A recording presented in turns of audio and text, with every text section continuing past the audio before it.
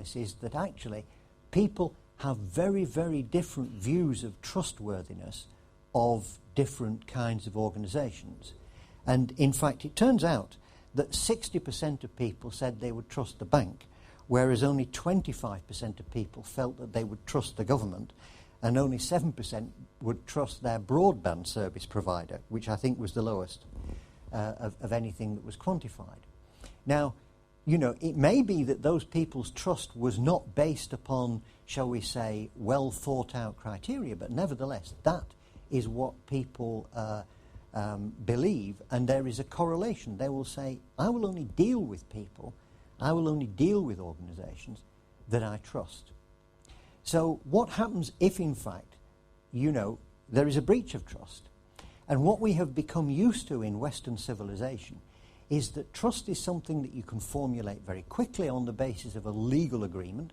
As long as someone signs this agreement, then in fact they can be sued, they can be pursued by the law if they break it. But in fact, the internet and the way we're doing business now means that actually there's a lot of things that can happen that it's actually very difficult to enforce. Your partners could be in places where the law doesn't apply, that the people that you're dealing with may not actually be able to be pursued by the law in the normal way. So people are looking towards other ways of doing things. So if we go back in history again, back to ancient Athens, which was a democracy, not a democracy in the kind that we know it, but everybody was entitled to vote.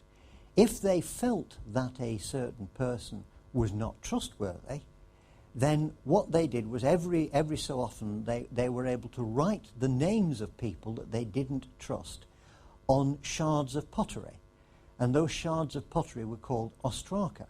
And if someone's name turned up 10,000 times in this poll, then he was exiled from Greece for a certain period of time because he was not trustworthy. And I was interested when I saw my daughter's eBay site that I found that if you go on eBay, guess what? You have a rating, which is a trustworthiness rating. So, in fact, this thing has come through to today, and more we're looking for other ways of policing trust other than simply the way of using the law. So let's move on and say, what is it that's going to ensure this privacy and trust? Is going to be how we use the techniques that we know as security. And first of all, we're absolutely not short of best practice. You know, I can remember the Orange Book, and that was what allowed us to determine whether we were going to trust IT systems. That became an ISO standard, and we now have common criteria certification. If you then look at what are the processes that we should put in place to manage and ensure information security, we've certainly got the ISO 27000 series, which emanated originally from BS 7799, and they set out a very, very clear set of standards that people can follow. And incidentally, the UK government supposedly will only buy IT services from providers that support those standards. And a subset of those, which is rather a specialised subset, and I'm just giving this as an example, is the Payment Card Industry Data Security Standard, which in fact is specifically aimed at holding of payment card data.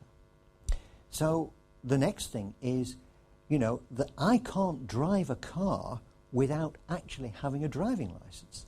But there isn't anything in the law that stops me from administering the security on the data for everybody in the country.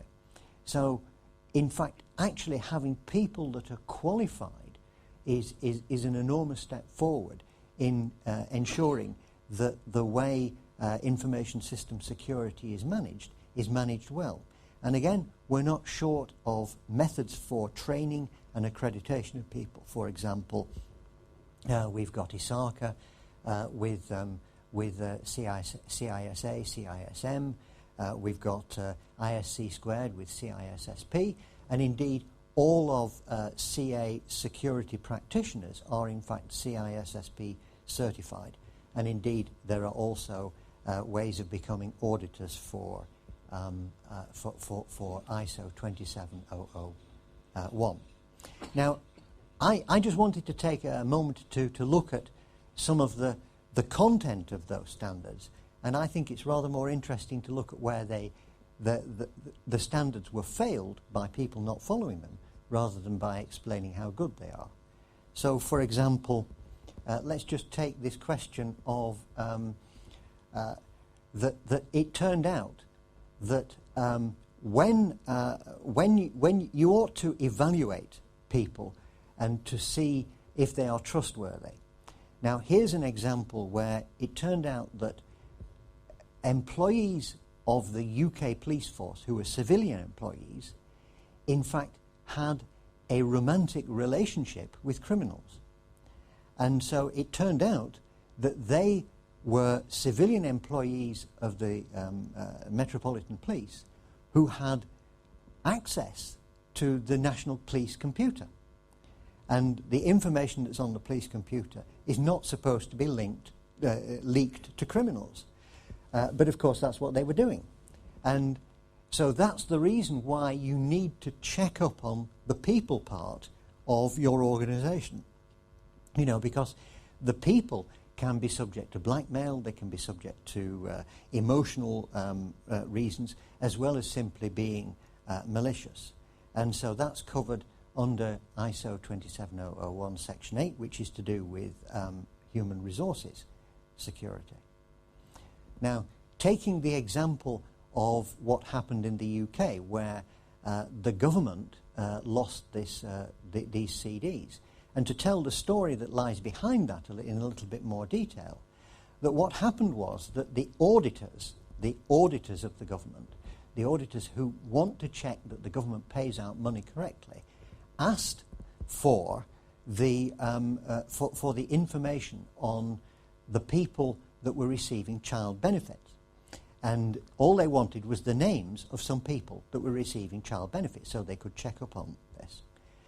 The people that had that information said, well, that's going to be a problem, because if we have to ask for a specific set of information, then we will have to pay more to the outsourcer who runs our outsourcing of this. And so we'd rather give you the information that we have, which is actually all of the information about all of the people that received this child benefit. So the auditor said, well, we're not happy with that. We really don't want that information. Please don't give it us. But after a lot of debate, it was agreed that they were going to give it. So guess what? They then gave this task to a lowly clerk. And it's a bit surprising to me that a lowly clerk had, in fact, the ability to load all of the data for all of the people that were getting this onto his personal computer and burn them onto CDs. But nobody had really told him that what he had to do was to do strong encryption on this, so he put them in zip files with simple passwords on them. And then he posted them in the regular post, whereupon they got lost. Now, in fact, ISO 27001, almost line by line with that, tells you not to do it. There's the principle of least privilege. People shouldn't have all access to all that information unless they need it, that you shouldn't give information that you don't need to give, and that if you are going to interchange information with other organisations, you ought to take reasonable precautions, i.e. to encrypt it and to send it by a secure mechanism. So that's one thing. Another example is that in any case, people have to be told, users have to be told that they have got standards that they ought to follow. And it seems like every year there is a survey that is done around the InfoSecurity conference in England, where people are offered bars of chocolate and things like this to give out information, and either people don't realise the value of the information that they're giving out, or they don't care. So people need to be careful with what